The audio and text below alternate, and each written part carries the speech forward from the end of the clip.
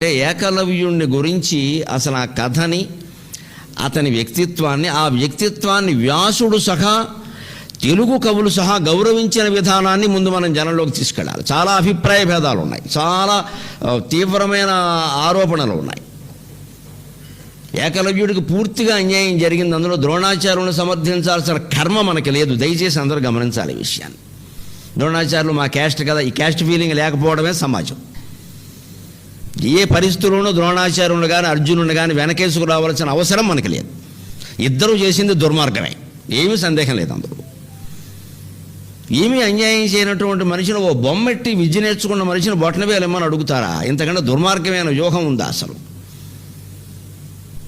ఎందుకు వస్తుంది ఈ పరిస్థితి సమాజంలో అంటే, ద్రోణాచార్యుడు దుర్యోధనాదులు కట్టుబడి ఉన్నాడు. కౌరవులకి పాండవులకి విద్య నేర్పే మనిషి. ఆయన ఏకలవ్యుడికి నేను విద్య చెప్పను అనడం నేరం కాదండి, ఎక్కడికక్కడే న్యాయం మాట్లాడుకోవాలి. విద్య చెప్పను అనడం నేరం కాదు. ఆయన కులభేదం వల్ల చెప్పను అనలేదు. వ్యాసభారతం చదవకుండా మాట్లాడద్దు. కవిత్రయ భారతంలో కూడా అనలేదు. నీ కులం కారణంగా నేను చెప్పనని అనలేదు. ఏకలవ్యుడు గిరిజనుడు, వాళ్ళ నాన్నగారు హిరణ్యధనువుడు. ఇంకా ఆశ్చర్యకరమైన విషయం చెబుతాను. శ్రీకృష్ణుడికి స్వయంగా మేనత్త కొడుకు. పాండవులు ఎంతో, ఏకలవ్యుడు అంతే. ఏం అనుమానం లేదు ఇందులో. హరివంశంలో చాలా స్పష్టంగా ఉంది. శ్రీకృష్ణుడి తండ్రి వసుదేవుడు. వసుదేవుడికి 5 చెల్లెళ్ళు: శృతకీర్తి, శృతదేవ, శృతశ్రవ, పృథ, ఆవిడ పేరే, తర్వాత కుంతి, రాజాధిదేవి. ఈ 5 చెల్లెళ్ళు. ఇందులో శృతకీర్తిని వృద్ధశర్మ అనేటువంటి రాజుకిచ్చి పెళ్లి చేశారు. కరుష దేశాధిపతి. వాళ్ళకి పుట్టిన వాడే దంతవక్త్రుడు, వాడే రామావతారంలో కుంభకర్ణుడు, వాడే అంతకుముందు నరసింహావతారంలో హిరణ్యాక్షుడు. ఇది 3వ జన్మ. దంతవక్త్రుడు, శిశుపాల దంతవక్త్రుడు ఒక మేనత్తకి పుట్టినవాడు. 2వ మేనత్త శృతదేవ. ఆవిడ్ని కేకయ్య దేశాన్ని పాలించే హిరణ్యధనువునికిచ్చి పెళ్లి చేశారు. వాళ్ళ కుమారుడు ఏకలవ్యుడు. ఆ కేకయ్య దేశంలో మొత్తం గిరిజన పరగణాలే ఎక్కువ, అందుకని దాన్ని గిరిజన సామ్రాజ్యం అన్నారు. ఈయన గిరిజనుడు అన్నారు. గిరిజనుడికి రాజాధిరాజ స్థానం ఇచ్చి గౌరవించిన జాతి హిందూ జాతి, అది హిందూ ధర్మం. రాజవంశాలు. కేకయ్య రాజవంశం. కైకేయి ఎక్కడ పుట్టిందో ఈయన అక్కడే పుట్టాడు. కైకేయి ఏమిటో ఈయన అంతే. గిరిజనుడు కదా అని పిల్లనివ్వకుండా ఏం ఊరుకోలేదు. కులాంతర వివాహాలు అప్పుడు జరిగాయి. అగస్త్యుడు కావాలని వెళ్ళి తనకు తగిన కన్య లేకపోతే, ఒక మహారాజు పిల్లలు లేక బాధపడుతూ ఉంటే, నీకు పిల్లలు పుట్టేలా నా తపశ్శక్తి ఉపయోగిస్తాను, తపశ్శక్తి ధారపోస్తాను, పుట్టిన పిల్లలు నాకు ఇవ్వాలని అడిగాడు. ఎందుకంటే ఆయన తపశ్శక్తిని తట్టుకుని ఆయన లక్ష్యాన్ని సాధించాలంటే అంత తపశ్శక్తికి పుట్టిన అమ్మాయి కావాలి. ఆ మహారాజు ఒప్పుకున్నాడు. అలా పుట్టింది లోపాముద్ర. ఆవిడికి 16 ఏళ్ళు వచ్చాక పెళ్లి చేసుకున్నాడు. అగస్త్యుడికి ఆవిడికి 40 ఏళ్ళు తేడా ఉంటుంది. ఉండనియండి, ఆ రోజుల్లో కలిగేవారు. ఈ రోజుల్లో 25 ఏళ్లకే కలగట్ల. అడుగడుక్కి సంతాన సాఫల్య కేంద్రాలే. నమశివాయ. ఎందుకు వస్తున్నాయో తెలుసు. తినే తిండి కల్తీ, పీల్చే గాలి కల్తీ, తాగే నీరు కల్తీ. అయ్యాక సంతానం ఎక్కడ కలిగినా సంతానం కల్తీ సంతానమే కలుగుతారు. అంతా ఒత్తిడి ఉన్నవాడికి తిండి ఎక్కడది ఇక్కడ. ఆ రోజుల్లో ఈ ఒత్తిడి లేవు. ప్రశాంతంగా తపస్సు చేసుకునేవారు. అంటే ఆయన తపశ్శక్తికి ఆయన వింధ్యపర్వతాన్ని ఎదుర్కోవాలి, మహాకార్యాలన్నీ సాధించాలి, సముద్రాలని పానం చేయాలి, నివాత కవచాలను సంహరింపజేయడానికి మార్గం చూపించాలంటే దానికి తగిన భార్య కావాలి. ఇక్కడ రోజు షాపింగ్ మాల్కి వెళ్ళే భార్య దొరికితే కష్టం ఎక్కడ. అందుకని ఆయన లక్షణాలు ఆయన పెట్టుకుని అడిగాడు. అడిగితే నాకు 20 ఇస్తా అన్నాడు. ఆయన 16 ఏళ్ళు వచ్చాక పెళ్లి చేసుకున్నాడు. ఆయనకి అప్పటికి 50 అన్న పుట్టారు. పెద్ద విషయం కాదు ఇక్కడ. వయోభేదం ఉండాల్సిందే. 5 ఏళ్ళు కనీసం ఉండాలి. తెలియకుండా ఊరికే మేము ప్రేమించుకున్నాం, మా ఇద్దరు ఈక్వల్ ఏజ్ కాబట్టి గొడవలు ఎక్కువైపోతున్నాయి. అలాంటి కులాంతర వివాహాలు ఎప్పుడూ జరిగాయి. పెద్ద దానికో గింజుకోవలసిన పనేం లేదు ఇక్కడ. విపరీతంగా దానికోసం పరువు హత్యలు. ఇది హిందూ సంస్కృతి కానే కాదు, ఇది అహంకార సంస్కృతి. అంటే స్పష్టంగా ఏకలవ్యుడు శ్రీకృష్ణుడికి మేనత్త కొడుకు. హరివంశంలో చాలా స్పష్టంగా ఉంది ఆ విషయం. 2వ మేనత్త శృతదేవ. 3వ ఆవిడ శృతశ్రవ. ఆవిడ్ని దమఘోషుడికి ఇచ్చి పెళ్లి చేశారు. చేదీ దేశాధీశుడు. వాళ్ళకి పుట్టినవాడు శిశుపాలుడు. ఆయన ఒక మేనత్త కొడుకు. 4వ ఆవిడే పృథ. ఆవిడని తర్వాత కుంతిభోజ మహారాజుకి దత్తత ఇచ్చాడు వసుదేవుడు తండ్రి. ఆయన కుంతి అని పేరు పెట్టుకున్నాడు. ఆవిడని పాండురాజుకి ఇచ్చారు. ఆయనకి 5 వాళ్ళకి 5 గడిగారు. ఇప్పుడు అంచేత పాండవులు ఎంత మేనత్త కొడుకులో ఏకలవ్యుడు అంతే మేనత్త కొడుకు. గిరిజనులకి రాజులకి కూడా శుభ్రంగా కులాంతర సంబంధాలు ఉండేవి. అందులో ఇబ్బంది ఏమీ లేదు. ఆయన రాజ్యాధిపతి. ఆయన పేరు హిరణ్యధనువుడు. గమనించండి, బంగారపు ధనుస్సు కలిగిన వాడు అని దానికి అర్థం ఎక్కడ. హిరణ్యధనుడు అంటే బంగారపు ధనస్సు కలిగిన వాడు. బంగారం ఊరికి పేరు పెట్టుకోవడం కదా, వాడు ధనస్సు నిజంగా బంగారమే. అంత స్టేటస్ ఉన్నవాడండి, ఆయన పేదవాడు కాదు. ఆయన ద్రోణాచార్యుని అడిగిన విద్య కూడా ఏమిటంటే దివ్యాస్త్రాలు నేర్పమని అడిగాడు. దివ్యాస్త్రాలు నేర్పమని అడిగాడు. ద్రోణాచార్యుడు ఎందుకు వ్యతిరేకించాల్సి వచ్చింది అంటే ఆయన జమీందారుల ఇంటికి వచ్చి చదువు చెప్పే మేస్టర్. ఇప్పుడు కూడా చూడండి, ఒక పెద్ద జమీందారు ఎవరైనా ఉండి మా పిల్లలు ఎక్కడికి రారండి, మా పిల్లలకి మీరే వచ్చి చదువు చెప్పండి అని నెలకు ₹1,00,000 జీతం ఇచ్చి చెప్పించుకుని ఇంటికి వచ్చారన్నమాట. ఆ ఇంటికి వచ్చేవాడు ఇంకోటికి ట్యూషన్ చెబుతానంటే ఒప్పుకోరు. ఇక్కడ మా పిల్లలకే చెప్పాలి, మీకు ఎందుకే జీతం ఇస్తాం. ద్రోణాచార్యుడికి ఉద్యోగం ఇచ్చారు, శుభ్రమైన ఇల్లు ఏర్పాటు చేశారు. ఆయన భార్య కృపి, బావమరిది కృపాచార్యుడు, అందరినీ మొత్తం భీష్ముడు వీళ్ళందరూ పోషించారు. ధృతరాష్ట్ర మహారాజు. వీళ్ళు వేరే వాళ్ళకి చెబుతామంటే ఎలా ఒప్పుకుంటారు? అందుకని నేను చెప్పడానికి అశక్తి ఉండను, ఆయన నేను చెప్పడానికి వీలు కాదు అన్నాడు. అంతే. అతను ప్రైవేట్ స్కూల్ ప్రిన్సిపాల్, ఆయన అడ్మిషన్ ఈజ్ దేర్ రైట్. అందుకని ఎవరు కులం పేరు మీద అవమానించారు. ఆ రకంగా ద్రోణాచార్యుడిని అనద్దు మనం, అది తప్పు కాదు. ఎక్కడ తప్పు అయింది ద్రోణాచార్యుడు, ఏ ఒత్తిడికి లోనయ్యాడు అంటే వీళ్ళు వేటాడుకుందుకు వెళ్ళినటువంటి సమయంలో కురు పాండవులందరూ అక్కడ కుక్క నోట్లో 7 బాణాలు వేస్తే ఏకలవ్యుడు సాధన చేసుకుంటూ ద్రోణాచార్యుడు విగ్రహం దగ్గర పెట్టుకుని సాధన చేసుకుంటూ అతను విలువిద్యలో గొప్ప నైపుణ్యాన్ని సంపాదించి సొంతంగా సాధించుకుని చేసుకుంటే ఆయన కుక్క నోట్లో 7 బాణాలు వేస్తే అనవసరంగా మొరుగుతూ తన లక్ష్యం, ఏకలవ్య కదా ఒకే లక్ష్యం కలిగిన వాడు, లక్ష్యంతో దేన్నో కొడుతుంటే కుక్క మొరుగుతోంది. ఇక్కడ ఈ పని అర్జునుడు వారు చేశారు. తర్వాత వీరేం తక్కువ వారు కాదు. ఇక్కడ కిరాతార్జునీయ సమయంలో తపస్సు చేస్తుంటే పంది అడ్డం వచ్చిందని చంపాడు. దేనికని? ఆయన ఏకలవ్య కాబట్టే. తపస్సు గడ్డం వస్తే ఎవడు ఊరుకుంటాడండి? అందుకని ఈయన కుక్క నోట్లో బాణాలు వేసాడు. ఆ బాణాలు వేసిన విధానం ఎలా ఉందంటే అక్కడెక్కడో AP map, Telangana map, India map వచ్చేసింది ఆ బాణాల్లో. విచిత్రమైన ఆకారం. దానికి అర్జునుడికి దుర్యోధనుడికి దిమ్మ తిరిగిపోయింది. అయిపోయి ఇంత నైపుణ్యమా ఎవరిక్కడ అని వెతుక్కుంటూ వెళ్తే అక్కడ ఏకలవ్యుడు కనబడ్డాడు. ఆ ఏకలవ్యుడిని నన్నయ్య గారు వర్ణించిన విధానం చూస్తే ఏకలవ్యుడిని ఆనాటి బ్రాహ్మణ శ్రేష్ఠుడైన నన్నయ్య గారు ఎంత గౌరవించాడో, ఎంత ప్రేమించాడో అర్థమవుతుంది. తేజిత బాణహస్తు దృఢ దీర్ఘమలీమస కృష్ణదేహు తేజిత బాణహస్తు దృఢ దీర్ఘమలీమస కృష్ణదేహు కృష్ణాజన వస్త్రు అస్త్ర విషయాప్త విషాదు నిషాదు జూచి ఆ రాజకుమారులందరూ పరస్పర వక్త్ర విలోకన క్రియా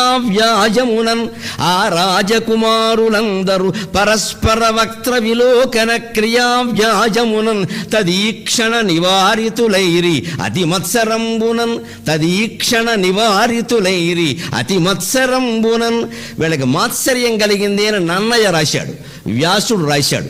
ఏకలవ్యుడికి అన్యాయం జరగల, ఏకలవ్యుడు దుర్మార్గుడు, వాడెక్కడో సైన్యంలో పాల్గొన్నాడు, కృష్ణుడికి శత్రువు, అందువల్ల ద్రోణాచార్యులు ఇలా అన్నాడు. ఈ మాటలు ఎందుకు చెబుతారని నాకు అర్థం కాదు. ద్రోణాచార్యుడు పార్టీ వహించాల్సిన కర్మ మనకేముందండి? తప్పు తప్పే, ఒప్పు ఒప్పే. అది ఎవరు చేయని, ఏ కులం చేయని. తప్పును తప్పుగా, ఒప్పును ఒప్పుగా చెప్పాలి కానీ చరిత్రలో జరిగిన ప్రతిదాన్ని సమర్థించుకోవాల్సిన అవసరం మనకేం లేదండి. ఇక్కడ శంభుక వధ జరగలేదు, పక్కా ఉత్తరాఖండ కల్పితం. శూద్రుడు తపస్సు చేయడం, రాముడు చంపడం పచ్చి అబద్ధం. శబరి తపస్సు చేస్తే కాళ్ళకి దండం పెట్టి నీ తపస్సు బాగా సాగుతుందా అని అడిగాడు గిరిజన స్త్రీని. అది రామచంద్రమూర్తి. శబరి తపస్సు చేస్తుంటే గౌరవించి నీ తపస్సు బాగా సాగుతోందా, 3 పూట్ల స్నానానికి నీళ్లు దొరుకుతున్నాయా అని అడిగినటువంటి రామచంద్రమూర్తి శూద్రుడు తపస్సు చేస్తే సంహరించడం ఏంటండి? అర్థం లేని మాట. ఈ కట్టుకథలన్నీ ఎలా ఏర్పడతాయంటే చెట్టు కింద చుట్టకాల్చుకునే వాళ్ళు కాలక్షేపానికి పుట్టించేవి కొన్ని, మాబోటి పురాణ పండితులు సభారంజకత్వానికి పుట్టించేవి కొన్ని. ఎవరు తక్కువ వాళ్ళు కాదు ఇందులో. పండితులు అంతే, పామరులు అంతే. కాలక్షేపం జనరంజకత్వం జరగాలంటే ఏదో కథ పుట్టాలిగా, ఓ కథ పుట్టిస్తారు. అది జనంలో సాధారణ కొంతమందిలో ప్రచారంలో ఉంటుంది, ఓ గుడి నమ్మకం విషయంలో. అది పెద్ద స్టోరీ అయిపోతుంది. ఇక ఉత్తరాఖండ మొత్తం కల్పితం. ఒక 100 సార్లు చెప్పాను, ఇంకో 1000 సార్లు చెబుతాను ఆ విషయాన్ని. ఎవరు చర్చకు వచ్చినా సిద్ధమే. మొత్తం కల్పితం ఉత్తరాఖండ. సీతాపరిత్యాగం జరగనే లేదు, శంభుక వధ జరగనే లేదు. ఓ పక్క అగ్ని ప్రవేశం అక్కడ లంకలో జరిగిందా, మళ్ళీ ఇక్కడ పరీక్ష పెడతారా? ఏదైనా క్వార్టర్లీ పరీక్షలు, హాఫ్ఇయర్లీ పరీక్షలు? నాకు అర్థం కాదు. ఇక్కడ ఎవరు పెడతారండి, ఎవరు ఒప్పుకుంటారండి? అలాగా రామచంద్రమూర్తి ఆ పనిచేసేది. ఉట్టి తాటాకుల గుడిసె కంటే అన్యాయంగా ఉంటుంది, తాటాకుల తడికి కంటే అన్యాయంగా ఉంటుంది ఉత్తరాఖండ రచన. వాల్మీకి శైలి తెలిసిన వాడు ఏడుస్తాడు కూర్చున్నాక, ఇది వాల్మీకి రాయడం ఏంటని. ఈ ఆయుర్కాండల శైలి వేరు, ఇది వేరు. అందుకని గ్రంథాలు చదివి మూల గ్రంథాల్లోకి వెడితే ఎవరికెవరు అన్యాయం చేశారో ఎక్కడుందో, హిందూ ధర్మ వ్యవస్థలో, వైదిక ధర్మం వ్యవస్థలో ఎక్కడ కులం పేరు మీద అవమానించమని ఎక్కడా లేదు. వేదం ప్రమాణం, శాస్త్రం ప్రమాణం. పైగా చాలా స్పష్టంగా చెప్పాడు కృష్ణుడు, చాతుర్వర్ణ్యం మయా సృష్టం గుణకర్మ విభాగశః. ఆ రెండో మాట చెప్పరేమండి? గుణకర్మలను బట్టి అంటే అర్థం ఏమిటండి? ఇప్పుడు మనలో కూడా కొంతమంది మేము బ్రాహ్మణం, మేము కమ్మవారం, మేము రెడ్డివారం, మేము మాలలం, మాదిగలం, ఇదేం కుదిరే వ్యవహారం కాదండి. బ్రాహ్మణ వృత్తి చేయనివాడు నేను బ్రాహ్మణుని అనుకునే అవకాశం లేదు ఇక్కడ. నీ గుణాన్ని బట్టి, కర్మను బట్టి మాత్రమే కులం నిర్ణయించబడుతుంది. ఇది భగవద్గీత నిర్ణయం, భగవద్గీత నిర్ణయం. ఒక గిరిజనుడు ఎవరైనా పాఠాలు చెబితే ఆయన బ్రాహ్మణుడు కింద లెక్క, అంతే లెక్క. పాఠాలు చెప్పేవాడు బ్రాహ్మణుడు, అంతే. అంటే నీ వృత్తిని బట్టి, కర్మ అంటే నీ వృత్తి, నువ్వు చేపట్టిన వృత్తిని బట్టి. అలాగే నీ గుణాన్ని బట్టి, నువ్వు సత్వగుణంతో ఉండవలసినటువంటి కులంలో పుట్టి తమో గుణంతో ప్రవర్తిస్తే నీ కులం ఏమిటి మారిపోతుంది. ద్రోణాచార్యుల కులం వేరు నన్ను అడిగితే, అశ్వత్థామ కులం వేరు. అశ్వత్థామ తమో గుణం, పూర్తిగా తమో గుణం. అర్ధరాత్రి దాడి చేసి 3000 మందిని చంపేస్తాడా? మనిషా పశువా? ఏమిటది? ఆయన బ్రాహ్మణుడు అంటే ఎలాగా? ఇది లెక్క. ఇది చారుచర్యలో క్షేమేంద్రుడే స్పష్టంగా చెబుతాడు. విదురుడు శూద్రుడైన మహత్తరమైన బ్రాహ్మణ లక్షణాలు కలిగి ఉన్నాడు. అశ్వత్థామ బ్రాహ్మణుడై ఉండి ఏం చేశాడో చూడండి. కులాన్ని దేన్ని బట్టి నిర్ణయిస్తారని అడిగాడు. గుణాన్ని బట్టి నిర్ణయించాలి, కర్మలను బట్టి నిర్ణయించాలి. అంతేగాని పుట్టుకను బట్టి నిర్ణయించే వ్యవస్థ పూర్వమే లేదండి. ఇప్పుడు ఎక్కడ తెచ్చి పెడతారు దేని? ఇక్కడ అది మధ్యయుగాల్లో వచ్చింది, అలాగా పాతుకుపోయింది. అందులో అనేక రకాల అపనమ్మకాలు వ్యాపించే, మూల గ్రంథాలు చదవకపోవడం, సంస్కృతం రాకపోవడం, దీనికి అనేక కారణాలు, శతకోటి దరిద్రాలు ఇవన్నీ. ఇందులో స్పష్టంగా వ్యాసుడు ఏకలవ్యుణ్ణి సజ్జనుడు, ధర్మాత్ముడు, ధర్మజ్ఞ, సత్యశీలశ్చ అని వర్ణించాడు ఏకలవ్యుణ్ణి. నన్నయ్య గారైతే ఏమన్నాడో పద్యంలో చూడండి, నేనే చెప్పగల. తేజిత బాణహస్తు, ఆయన ఎక్కుపెట్టిన బాణం చూస్తే ఆయన తేజస్సు అర్థమవుతోంది. రామచంద్రమూర్తి అర్జునుడా అని అనుమానం వస్తుంది.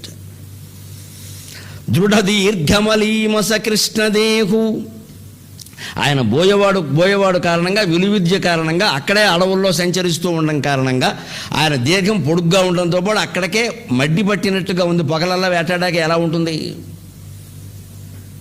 అప్పట్లో ఇంకో విధానం ఉండేది. ఒక మహారాజు కుమారుడు అంటున్నాడు కదా, ఇలా ఎందుకున్నాడనే అనుమానం కూడా వస్తుంది మీకు. వాల్మీకి విషయంలో కూడా ఆయన ప్రచేతస మహర్షి కుమారుడు, ప్రాచేతసుడు ఆయన పేరు. కులం, పుట్టిన వృత్తి ప్రకారం మనస్తత్వం లేకపోయినా, ఆ పని చేయకపోయినా ఆయన ఏ పనిలోకి పనికొస్తాడో ఆ కులంలోకి పంపించేవారు. బహిష్కరణ అంటారు ఇది. నువ్వు ఇందులో పనికిరావురా అబ్బాయి, అందులోకి వెళ్ళు అనేవారు. ఆ ప్రవృత్తిని బట్టి వాళ్ళు అక్కడే పెరిగేవారు. ఆ పెరిగిన వాళ్ళు ఆ కులమే అని అంటారు. అందులో తప్పేనా? అందులో అవమానించేది కూడా ఏం లేదు. ఈ ప్రవృత్తి తేడా ఉంది. నీకు బ్రాహ్మణ కులంలో పుట్టావు, బ్రాహ్మణ ప్రవృత్తి అయిన సత్వగుణం లేదు కాబట్టి ఎందులో పనికొస్తావు అందులోకి వెళ్ళిపోరా అబ్బాయి అని చెప్పేవారు. ఇక్కడ టీచింగ్కి పనికిరాని వాడిని ఇంకో దానికి పంపారా ఇప్పుడు కూడా? అందుకే ఒక వృత్తికి పనికి రాకపోతే ఇంకో దానికి వెళ్ళమని చేసుకోబోయే అని చెబుతారు కదా, చేసుకోమనేవారు. అంతేగాని ఎవరిని అవమానించలేదు.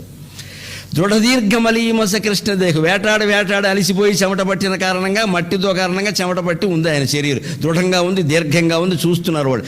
అస్త్ర కృష్ణాజన వస్త్రు, జింక చర్మాన్ని ధరించాడు బోయేవాడికి తగినట్టే. అంతేకాదు బోయేవాళ్ళు కూడా ధనవంతులు.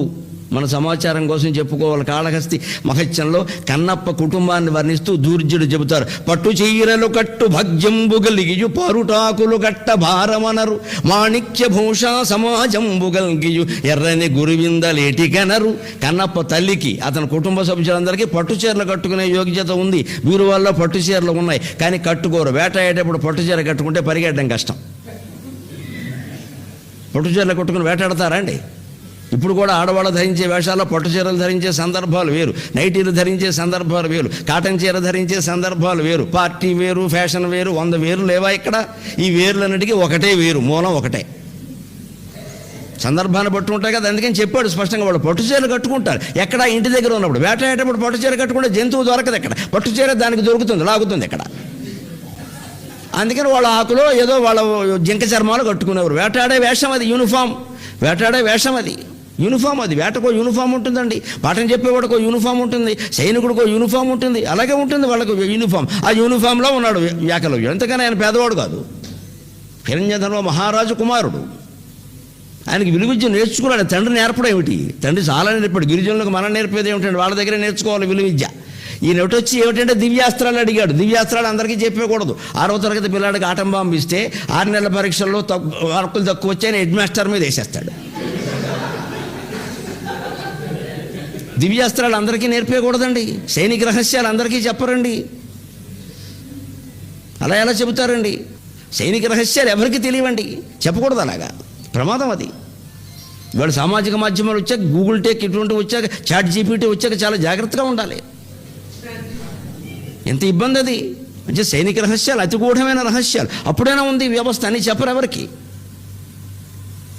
అందుకని ఆయన తగిన వేషం అలాగే ఉన్నాడు. అలాగే మాణిక్య భూషా సమాజంబు కలిగి, కన్నప్ప వాళ్ళు కిరాతులే కదా, ఏకలవ్యుడు కులమే కదా వారిది కూడా.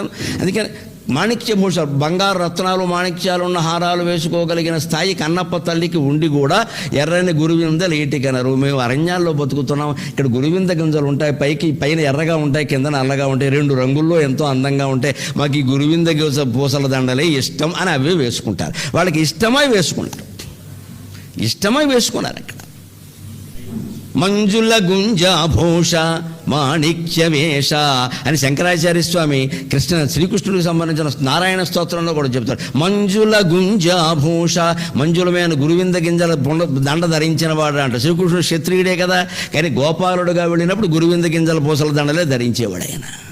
అందుకని వారికి దొరికేటువంటి వారు ధరిస్తారు. అలాగే కృష్ణాజన వస్తువులు, జింక చర్మాన్ని కట్టుకున్నాడు ఆయన, నల్ల జింక చర్మాన్ని కట్టుకున్నాడు ఆయన. ఎందుకంటే వేటకి అది అనుకూలం కాబట్టి. మాకు మళ్ళీ ఇలా పట్టుమంచి కట్టుకుని ఇలాంటి కండువాలు వేసుకుని వేటకెడితే పడిపోతాడు. ఇక్కడ ముందుకు అడిగేయగలమా? ఇక్కడ ఏదో సభ కాబట్టి ఇలా వచ్చాం కానీ. అది కృష్ణాజన వస్తువు. అంతేకాదు అస్త్ర విషయప్త విషాదు నిషాదు చూచి, అస్త్రాలు తనకి చెప్పమన్నవి చెప్పలేదు, దివ్యాస్త్రాలు రాలేదన్న బాధలో ఉన్నాడు. బాధలో ఉండడం వేరు, అర్హతలు వేరు, యోగ్యతలు వేరు, పరిస్థితులు వేరు. అందరికీ అన్నీ చెప్పరు, ఆ కారణాలు వేరు. అదే ఏకలవ్యుడు కౌరవ సైన్యానికి అధ్యక్షత వహించుంటే చెప్పేవారు, అది వేరే విషయం. అది ఇక్కడ చెప్పరు. వాళ్ళ సైన్యానికి సంబంధించిన వేరే వాళ్ళకి ఎలా చెప్తారని. పైగా ద్రోణాచార్యుని ప్రైవేట్ స్కూల్ ప్రిన్సిపాల్ ఆయన జీతం ఇచ్చి ఇంట్లో వసతి అన్ని పెట్టుకున్నారు. ఇక్కడ పెద్దవాళ్ళు చెప్పినట్టు వినాలి కానీ ఈయన ఇష్టం వచ్చినట్టు చెప్పడానికి వీల్లేదు ఇక్కడ. అందుకే రాజకుమారుడైన అర్జునుడు ఒత్తికి ద్రోణాచార్యుడు లొంగవలసి వచ్చింది. ద్రోణాచార్యుడు సహజంగా మోసం చేసే ప్రవృత్తి కాదు. ఏకలవ్యుని శిక్షించినందుకు ఆయన ఎంత బాధపడ్డాడో తర్వాత వ్యాసభారతంలోనే ఉంది. కుళ్ళిపోయాడు ఆ బ్రాహ్మడికి. 10 రోజుల పాటు నిద్ర పట్టలేదు. తప్పు చేశా. ఈ తప్పు ఆయన ఊరికే కొట్టలేదండి. ఇక్కడ ఏకలవ్యుడు వేలు గోయించబట్టే అక్కడ ఆయన జుట్టట్టుకుని దుష్టజుమ్మును నడికేస్తున్నా సరే ఎవడి కోసం ఈ పని చేశాడో ఆ అర్జునుడు ఎదురుగా ఉండి కూడా ఆయన కాపాడలేకపోయాడు. కర్మఫలం అంటే అంతే, తిరుగులేదు. అక్కడ అనుభవించాడు ఆయన వెంటనే. మరి ఎవడు అర్జునుడి కోసమే కదా ఈ పనంతా చేసిన. అర్జునుడు అడిగాడు స్పష్టంగా, వ్యాసభారతంలో ఉంది, ఇది నన్నయ్య గారి భారతంలో ఉంది. నన్ను జగదేక వీరుణ్ణి చూస్తానన్నారు, మీరు జగదేక వీరుణ్ణి చేస్తారు కదా, నేను అతిలోక సుందరిని ముందే చూసుకున్నా. ఇక్కడ నన్ను చేయకపోతే ఎలాగ? అక్కడ ఎవడో ఇంకొక ఆయన ఉన్నాడు, కుక్క నోట్లో బాణం వేశాడు, ఆ బాణాలు నేనేయలేనని ద్రోణాచార్యుని ఒత్తిడి చేశాడు. ఏం చేస్తారండి? మేనేజ్మెంట్ ఒత్తిడి చేస్తే ప్రిన్సిపాల్ ఏం చేస్తారండి? ఎవడికి మార్కులు ఏమంటే వాడికి వేస్తాడు, లేదా ఉద్యోగం పోతుంది. ఇక్కడ ద్రోణాచార్యుడు ఏమీ అంత సత్యనిష్టాగరిషుడని ఎక్కడ చెప్పాల. భీష్ముడికి ఉందా నిష్ట? ఈయనకి లేదు. భీష్ముడిలోనూ సత్వరజో గుణాలున్నా సత్వగుణం ఎక్కువ, ద్రోణాచార్యుల్లో రజస్తమో గుణాలున్నా రజోగుణం ఎక్కువ, అశ్వత్థామలో రజస్తమో గుణాలున్నా తమో గుణం ఎక్కువ. ఏ గుణాన్ని బట్టి వాళ్ళు ప్రవర్తిస్తారు. అందుకని ద్రోణాచార్యులు చేసిన తప్పు ఏమిటంటే ఇది. ఈయన వచ్చి వీళ్ళు చూశారు ఇక్కడ, వెంటనే వాళ్ళు అసూయకు లోనయ్యారు. పాండవులు కౌరవులు ఇద్దరు కలిసే ఉండేవారు. అప్పుడు ఏ విభేదాలు లేవు, ఒకటే కౌరవ సైన్యం అనేవారు, కురు రాజకుమారులు అనేవారు. వాళ్ళంతా అప్పుడు ఎలా ఉన్నారో చెప్పాడు ఇక్కడ స్పష్టంగా. ఆ రాజకుమారులందరూ పరస్పర వక్త్ర విలోకన క్రియా వ్యాజమునన్ తదీక్షణ నివారితులైరి అతి మత్సరంబునన్. వాళ్ళు ఒకళ్ళు చూసుకున్నారు. ఎందుకని? ఎవడైనా ఎదుటివాడు ఒకడు వేదిక మీద ప్రజ్ఞ ప్రదర్శిస్తున్నప్పుడు లేదా క్రీడల్లో ప్రజ్ఞ ప్రదర్శిస్తున్నప్పుడు ఆ ప్రజ్ఞను ఒప్పుకోవడం ఇష్టం లేనప్పుడు ఆ సమయంలో వాటర్ బాటిల్ ఉపయోగిస్తాడు, కూల్ డ్రింక్ తాగుతాడు, ముఖం తిప్పేస్తాడు పక్కకి. ఎందుకంటే వాడి ప్రజ్ఞ కనపడుతోంది అక్కడ ఆటల్లో. ఆ ప్రజ్ఞకి చప్పట్లు కొట్టడం వీడికి ఇష్టం లేదు. వీడిది పాకిస్తాన్ వాడు అనుకుందాం. ఇండియా క్రీడాకారుడు బాగా ఆడుతుంటే పాకిస్తాన్ వాడికి చప్పట్లు కొట్టడం ఇష్టం ఉండదు. వాడు ఏం చేస్తాడు? అసలు చూడనట్టుగా అక్కడ థమ్సప్ తాగుతాడు. అలాగే సరిగ్గా నన్నయ్య గారు ఎంత మనస్తత్వ విశ్లేషణ చేశాడు అంటే, ఇతని ప్రజ్ఞను అంగీకరించడం ఇష్టం లేక వాళ్ళు ఒకళ్ళ ముఖాలు ఒకళ్ళు చూసుకుంటూ కాలక్షేపం చేశారు. కారణం అతి మాత్సర్యం కలిగిందని చెప్పాడు. ఇందులో పాండవుల్ని కానీ అర్జునుడిని కానీ ద్రోణాచార్యుల్ని కానీ వెనకేసుకు రావాల్సిన పని మనకేమిటి? మనం ఎవరి పార్టీ? మనం ధర్మం పార్టీ. మొహమాటం ఏమీ లేదు ఇక్కడ. ఏది ధర్మమో ఆ పార్టీ మనం. మంచిది. పురాణ పాత్రల విషయంలో పక్షపాతాలు ఏమి అవసరం లేదు. తప్పు చేసినప్పుడు తప్పు చేయడని చెబుతాం ఇక్కడ. ఆయనకి ఏదో చెప్పి పూర్వజన్మల కథలు పెట్టి సమర్థించాల్సిన పని మనకేమిటండి? ఏం లేదు ఇక్కడ. అంత స్పష్టంగా భారతీయ నాగరికత కులం వైపు నిలబడలేదు, గుణం వైపు నిలబడింది, ధర్మం వైపు నిలబడింది ఖచ్చితంగా. అది మనకి పూర్తిగా ఉదాహరణలు ఉన్నాయి. అందుకని ఈ మేనత్త కొడుకు ఉదాహరణే లెక్క. అయిన 3వ మేనత్త కొడుకు, 4వ మేనత్త పృథ, 5వ ఆవిడ కూడా తక్కువగా రాజాధిదేవి. ఆవిడని అవంతి రాజుకి ఇచ్చి పెళ్లి చేశారు. వాళ్ళకి విందాను విందులో 2 పుట్టారు. ఈ విందాను విందులిద్దరూ కౌరవ పక్షంలో పోరాడారు, అర్జునుడి చేతుల్లో చనిపోయారు. మళ్ళీ ఆ అవంతిదేవికి, రాజాధిదేవికి ఒక కుమార్తె ఉంది, మిత్రవింద. ఆవిడ మళ్ళీ కృష్ణుని 8 మంది భార్యల్లో ఆవిడ ఒకత్తి మేనమత్త కూతుర్నే చేసుకున్నాడు. ఇది చరిత్ర. ఇందులో ఏమి వేరే రకాల కులాలు గొడవలు పెట్టుకోవాల్సింది ఏం లేదండి. ఏకలవ్యుడు ఏదో దుర్మార్గుడు, ఘటోత్కచుడు, ఇవన్నీ కథలన్నీ కలిపేసేసి పెట్టేసి కృష్ణుడు ఇంతమందిని చంపడానికే పుట్టాడు, భగవంతుడు జనాన్ని చంపడానికి పుడతాడా? ఏం మాట్లాడతారండి? జనాభాను తగ్గించడం కోసం దేవుడు పుట్టడండి, ధర్మరక్షణ కోసం దేవుడు పుడతాడు. తప్పనిసరి పరిస్థితుల్లోనే రామాయణ యుద్ధం కానీ భారత యుద్ధం కానీ జరిగే. చిట్ట చివరి వరకు శాంతి ప్రయత్నం చేశాడు కృష్ణ పరమాత్మ. రాయబారానికి వెళ్ళాడు, విఫలమవుతుందని తెలుసుండు కూడా. కర్ణరాయబారం కూడా చేశాడు, అది అంతకంటే విఫలమవుతుందని తెలుసు. కానీ పొరపాటునైనా కర్ణుడిని యువతలకి లాగ్గలిగితే యుద్ధం ఆగిపోయేది. ఎందుకంటే దుర్యోధనుడు కర్ణుడిని ఒక్కడనే నమ్మాడు. యుద్ధం ఆపడానికి చేసిన ప్రయత్నం తప్ప కర్ణుడు అనేటువంటి ఓ 1/2 కేజీ బంగారాన్ని తీసుకొచ్చి ఇక్కడ పెట్టి నెగ్గించడానికి కాదు. అక్కడ ఈ కర్ణుడు గారు లేకపోతే నెగ్గడాలు ఏమి ఆగవి ఇక్కడ. ఆ కర్ణుడు అర్జునుడి చేతుల్లో ఇదివరకు 4 సార్లు ఓడిపోయాడు, అందరికీ తెలుసు. ద్రౌపది స్వయంవరం అప్పుడు, ఉత్తర గోగ్రహణం అప్పుడు, ఎన్నిసార్లు అండి ఘోషయాత్ర అప్పుడు. ఇంకా ఊరికి ఇది 4th మ్యాచ్ 5th మ్యాచ్ అనేది. 4 సార్లు ఓడిపోయినప్పుడు 5వసారి గెలుస్తాడు ఇక్కడ. ఈయన గెలిపించడం కోసం పెద్ద అంత ప్రయత్నాలు చేయాల్సిన అవసరం కృష్ణ పరమాత్మకి ఏం లేదు అక్కడ. ఆయన ప్రయత్నం వల్ల ఏంటంటే దుర్యోధనుడు వీడొక్కడే నమ్మాడు. ఆయనకు ఆ జన్మ రహస్యం చెబితే ఆ మమకారం కొద్దీ వచ్చేసాడు అనుకో, ఇక యుద్ధం క్లోజ్ అయిపోయినట్టే లెక్క. దుర్యోధనుడు నాకు రాజ్యం అక్కర్లేదంటాడు, వాళ్ళ అనుబంధం అటువంటిది అని ప్రయత్నం చేశాడు. శాంతి, నోబెల్ శాంతి బహుమతి ఏదైనా ఇస్తే కృష్ణ పరమాత్మకి ఇవ్వాలండి. మొత్తం శాంతి కోసమే ప్రయత్నించాడు. మనకు తెలియక కొంతమంది వ్యాఖ్యానాలు ఏమిటంటే భూభారం తగ్గించడానికి దేవుడు అవతరిస్తాడు, భూభారం తగ్గించడానికి ఆటం బాంబు చాలు, దేవుడు ఎందుకు పని లేక? దేవుడు అవతరించేది భూభారం జనాన్ని చంపడానిక? చాలా స్పష్టంగా వరాహ పురాణం సహా అన్ని పురాణాల్లో ఉంటుంది. భూదేవి వెళ్ళి మొత్తుకుంటుంది భూభారం పెరిగిందని. ఎప్పుడో తెలిసే జనాభా పెరిగినప్పుడు కాదు, దుర్మార్గుల సంఖ్య పెరిగినప్పుడు మొత్తుకుంటుందండి ఆవిడ. సన్మార్గులైన వాళ్ళు 140 కోట్లు కాదు, 1000 కోట్ల మంది జనం ఉన్నా భూదేవికి భారం కాదు. దుర్మార్గుడైన వాడు ఒక్కడున్నా భారం. దానికి ప్రత్యక్ష ఉదాహరణ మన హిందూ పురాణాల నుంచి నరకాసురుడు స్పష్టంగా భూదేవి కుమారుడు అందరికీ తెలుసు. ఆవిడే తర్వాత జన్మలో సత్యభామ. తన కుమారుణ్ణి చంపేయమని తన భర్తను అడిగినటువంటి త్యాగశీల భారతీయ మహిళ భూదేవి లెక్క. నీ కొడుకు ఆవిడ కావాలని కంది. వరాహ అవతారంతో భూమిని ఉద్ధరిస్తూ ఉంటే ఇలా భూమండలం రూపంలో ఉద్ధరించడం కాదయ్యా, లక్ష్మీదేవి నీ కౌగిలిలో పరవశించింది, నాకు కూడా అలా నిన్ను వివాహం చేసుకోవాలనుందంటే అప్పుడు స్వామివారు శ్రీదేవి భూదేవి సమేత వెంకటేశ్వర స్వామి అయ్యాడు. ఊరికే అవ్వలేదు ఎక్కడ. ఆ భూదేవి కోరింది వరం, కుమారుడు కావాలని ఇచ్చాడు. కుమారుడు కావాలని అడుగుతాం, మనం కూడా చాలా అడుగుతాం కదా. చెట్ల చుట్టూ తిరిగి పుట్ల చుట్టూ తిరిగి కుమారుడు కావాలని అడుగుతాం. వాడు మొత్తం 25 ఏళ్ళు వచ్చి మన కూడా కోర్టుకి తీసుకెళ్ళాక జైలుకి తీసుకెళ్ళాక ఎందుకు వచ్చాను కుమారుడు అంట. అప్పుడు దేవుడు ఏమంటాడు? కుమారుడు కావాలి అన్నావు కానీ మంచి కుమారుడు కావాలని అనలేదు కదా. ఒకడు మంచి కుమారుడు అన్న ఒక మంచి కుమారుని ఇస్తాడు. వాడికి ఇంటర్మీడియట్లో ర్యాంకు రాదు, ఎంసెట్లో ర్యాంకు రాదు. మనకి మంచితనం కాదు కదా, ర్యాంక్ ముఖ్యం మనకి. మళ్ళీ ర్యాంక్ అంట. అప్పుడు దేవుడు ఏమంటాడు? ర్యాంకు సహిత మంచి కుమారుడు అని అనలేదు కదా. ఎప్పుడు వరాలకి శాపాలకి లాంగ్వేజ్ ఈజ్ ఇంపార్టెంట్. పిచ్చి కోరికలు గుళ్ళోకి వెళ్ళి కోరకూడదండి. దేవుడు చాలా తెలివైనడు. మన బోడి గ్రహాలకి ఎంత తెలివితేటలుంటాయి, దేవుడికి తెలివితేటలుంటాయి. మనకున్న మెదడుకి ఏదో సగం పని చేస్తుంది, సగం పని చేయదు, సగం మందికి మోకాల్లో ఉంటుంది. మనం వరం కోరుతామండి ఇక్కడ. ఏ వరము కోరకుండా గుళ్ళోకి వెళ్ళి నాకు తెలియదు నన్ను కాపాడంటే అన్ని విధాలా కాపాడతాడమ్మా. దేవుణ్ణిగా కోరాల్సిన వరం అదొక్కటే. అది ఏకలవ్యుని చరిత్ర. ఫౌండేషన్ ఆ పేరు మీద ఉంది కాబట్టి కాస్త చారిత్రక విషయాలు పురాణాల ఆధారంగా కాదు. ఇందులో పురాణం లేదు, గమనించండి. ఇది ఇతిహాసం, భారతం ఇతిహాసం, రామాయణం కావ్యం, భాగవతం పురాణం. నేను భాగవతంలో చెప్పట్లా. పురాణాల్లో కల్పిత కథలు కాదు, సింబాలిక్ కథలు కొన్ని ఉంటాయి. ప్రతీకాత్మక, గజేంద్ర మోక్షం ఇలాంటివి సింబాలిక్. అవి వాస్తవంగా జరిగే ఘట్టాలు కావు. ఏనుగల పద్యాల్లో ఏడవదు, ఉత్పలమాల్లో చంపకమాల్లో కుదరదు కాదు. అది సింబాలిక్. అది సగటు మానవుడు గజానికి ప్రతీక. ఆ కాసారం అంటే సంసారం. ఆ పట్టుకున్న మొసలే తాపత్రయమనే మొసలి, కాపాడినవాడు భగవంతుడు. భాగవతంలో ఇలాంటి కథలు ఉంటాయి. అది పురాణం. మీకు భారతంలో ఉండదు అటువంటివి, రామాయణంలో ఉండవు. రామాయణం కావ్యం. కావ్యం ఏమిటి? చరిత్ర జరిగింది, దాన్ని వాల్మీకి కావ్యంగా మలిచాడు. కావ్యంగా మలిచేటప్పుడు అతిశయోక్తులు ఉంటాయి, వర్ణనలు ఉంటాయి. 10 మంది పోతే 10,000 మంది పోయారని రాస్తారు. కవి అంటే అంతే. మా కవులకు ఉండే బలహీనత ఏమిటంటే 2 చప్పట్లు కొడితే ఇంటికి వెళ్ళి మా ఆవిడికి నేను 2,000 మంది కొట్టారని చెప్తాను. ఎందుకంటే ఆవిడ రాలేదు కదా ఇక్కడికి. ఆవిడ వస్తే నేను చూశానులే అంటుంది ఆవిడ. మా బలహీనత అమ్మ అది, మాకు చప్పట్లు కావాలి. ఎందుకని చప్పట్లు కొట్టగానే ఏమంటాం, అద్దరిపోయిన హాలంటాం. ఏం అదిరిపోలేదు ఇక్కడ. ప్రతి కవికి ఉంటుంది ఇది, ఇందులో ఎవరికి భేదం ఏం లేదు.